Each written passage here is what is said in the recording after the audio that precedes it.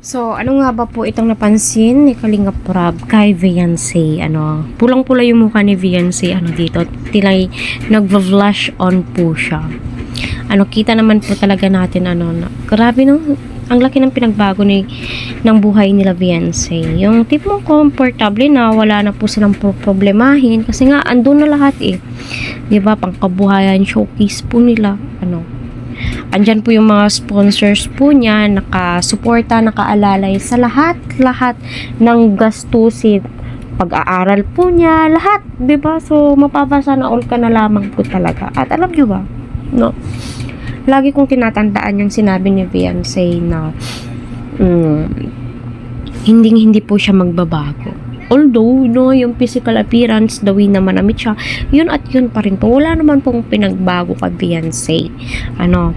So, kita naman po natin na grabe yung blessings, yung tipong until now, andyan pa rin po siya sa Kalingap, hanggang makapagtapos ng pag-aaral, sa gastusin sa apartment, lahat, no, sagot ng Kalingap. Kaya deserve naman po talaga yan ni Viancy. Kita naman po natin, grabe, no, napakabait ng pamilya po niya. Panoorin muna po natin itong video.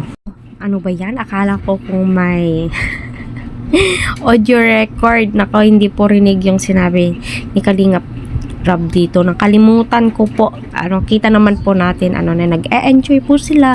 Napaka-ingay po nila that time. Tuwang-tuwa si Kalingap Prab. Kasi nga po, kung titignan po ninyo, very close po talaga ang mga key angels. Silang lahat, napaka-close po nila sa isa't isa. Yung bahid na, ay naku, okay lang ganito, ganyan. No probs po talaga.